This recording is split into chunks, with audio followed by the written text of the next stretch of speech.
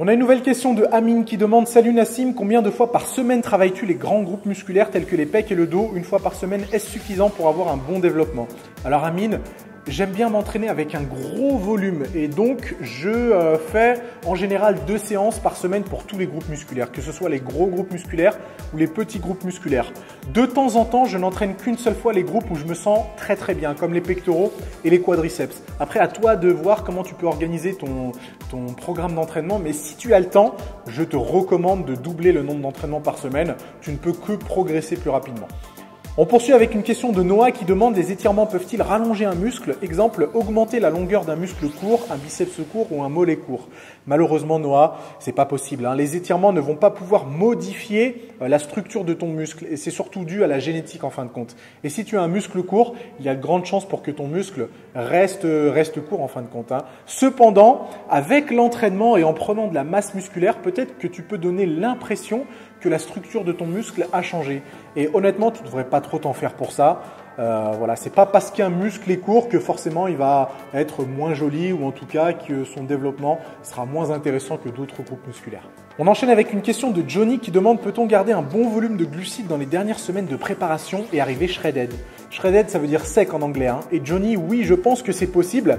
Si par bon volume de glucides, tu parles de environ 200 grammes de glucides, je pense que c'est possible, à condition d'avoir travaillé sur son métabolisme pendant la hors-saison. Il faut faire en sorte de s'entraîner de façon à prendre un maximum de muscles et faire en sorte que ton corps brûle un maximum de calories, justement pour que ça puisse te permettre de manger le plus de glucides possible. Et ça va être intéressant parce que non seulement tu vas éviter d'être trop fatigué, mais en plus tu vas conserver un maximum de masse musculaire. Donc oui, c'est possible à condition d'avoir fait le travail nécessaire en amont, ce qui peut demander un petit peu de temps, mais en tout cas, c'est possible. Allez, on enchaîne avec 2 questions de Maxence. Et sur la première, il demande « Tu parles souvent de diète, mais je me demandais qu'en est-il de ton hydratation? Combien de litres d'eau tu consommes par jour ?» Je ne compte pas forcément, mais je dois honnêtement boire entre 4 et 5 litres d'eau par jour. Je bois beaucoup pendant mon entraînement et j'ai tendance à beaucoup boire le reste de la journée. Donc je pense facilement 4 litres d'eau par jour. La deuxième question, as-tu d'autres passions que la musculation? Alors pour ceux qui ne le savent pas, je faisais des études d'art. Avant de passer mon diplôme d'éducateur sportif, j'ai une licence en art plastique et j'aime beaucoup dessiner, j'aime beaucoup le cinéma, j'aime beaucoup la peinture, j'aime beaucoup tout ce qui se rapproche de l'art en général. Et du coup, j'aime bien dessiner, j'aime bien faire des petits montages sur Photoshop, etc. Toutes les activités artistiques, en gros, ça me passionne et c'est ce que j'ai tendance à faire en plus de la muscu ou en tout cas quand j'ai un petit peu de temps pour moi. Une question de Marius qui demande au bout de combien de temps changes-tu de programme? Très bonne question Marius. J'ai tendance à faire la même séance 3 ou 4 fois. Après, tout dépend de la fréquence d'entraînement de chaque groupe musculaire. Mais étant donné que je travaille chaque groupe musculaire en général 2 fois par semaine, je change de programme toutes les 2 semaines. Et quand je change de programme, je change absolument tout, c'est-à-dire les exercices, le nombre de répétitions, le nombre de séries, le temps de récupération. J'essaye de faire varier un maximum de facteurs. Donc voilà, j'aurais tendance à vous recommander de faire un petit peu la même chose, de ne jamais faire la même séance plus de 5 à 6 fois parce que votre corps va avoir tendance à s'habituer. Après, à vous d'adapter, à vous de voir un petit peu comment vous vous sentez avec ce genre de variation. Mais personnellement, je change toutes les 4 séances. Ah, super question de Marc qui demande « Bonjour, le pullover sert à muscler quelle zone exactement ?» Alors ça, c'est un exercice qui est flou pour la plupart des pratiquants. Une bonne fois pour toutes. Le pullover, ça sert à travailler le grand dorsal. Donc ne le mettez pas dans votre séance pectoraux.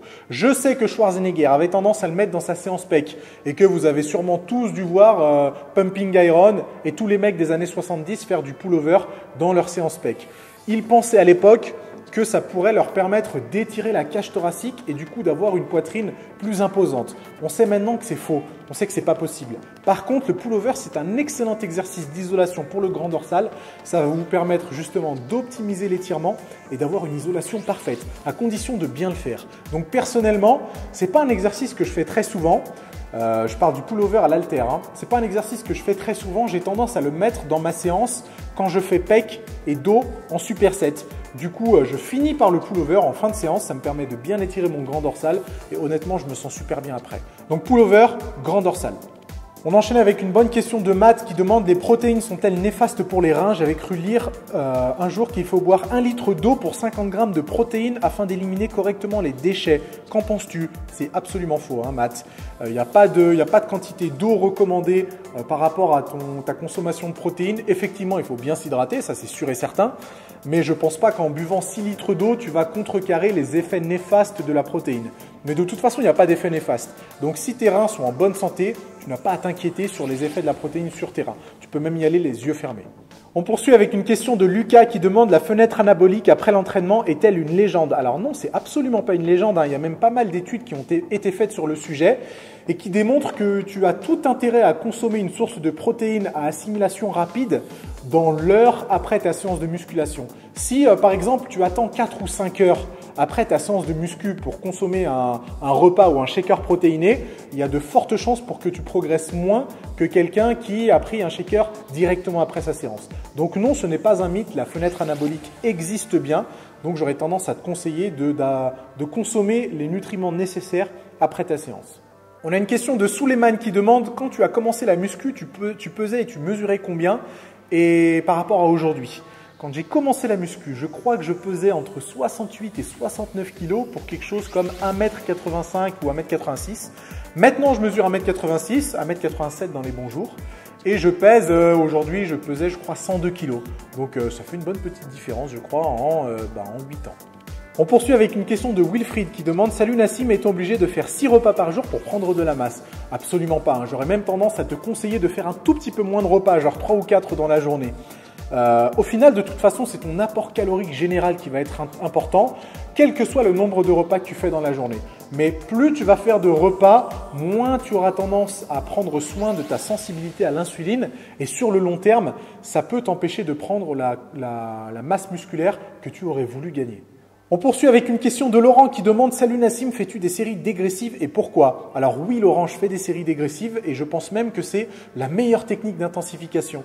Tout simplement parce que tu vas pouvoir épuiser au maximum toutes les fibres musculaires et du coup déclencher le processus de croissance musculaire. Donc c'est l'une des techniques que j'utilise le plus souvent et je vous recommande de l'intégrer à vos séances d'entraînement. Nouvelle question de Raphaël qui demande: salut, après combien d'années de muscu as-tu fait ta première sèche? Alors Raphaël, j'ai commencé la muscu en octobre 2006 et j'ai fait ma première sèche en avril 2011, juste avant de partir à Miami pour ma première compétition qui était le Model Universe justement à Miami. Et cette sèche-là, franchement, c'était une catastrophe. Je faisais jusqu'à 2 heures de cardio par jour, je mangeais absolument rien et résultat, je suis arrivé sur scène, pas terrible, avec une bonne couche de gras qui restait. Mais bon, forcément, c'était la première sèche. Je savais pas trop comment faire et ça m'a beaucoup appris. Donc j'ai fait la première sèche à peu près 4 ans après avoir commencé la musculation. Et voilà les amis, c'est déjà terminé. Alors avant de clôturer cette vidéo, j'ai eu beaucoup de questions sur le ramadan, comment s'y prendre pour s'entraîner, comment s'y prendre pour adopter le meilleur programme musculaire. Je ferai une vidéo juste pour le ramadan, je pense que c'est plus intéressant parce qu'il y a pas mal de choses à dire et je la publierai juste avant, 2 semaines avant le ramadan pour que vous puissiez vous organiser un petit peu. Mais je pense que c'est plus intéressant de faire une vidéo de 7-8 minutes juste sur le sujet plutôt que d'y répondre rapidement pendant un question-réponse. Donc ne vous inquiétez pas, ça viendra. Voilà, merci d'avoir suivi cette vidéo. Comme d'habitude, elle était un petit peu longue, mais je suis sûr que vous avez eu plein d'infos intéressantes. Comme d'habitude, essayez de partager la vidéo, de vous abonner, de liker un petit peu. Et puis, on se retrouve le mois prochain pour un nouveau question-réponse.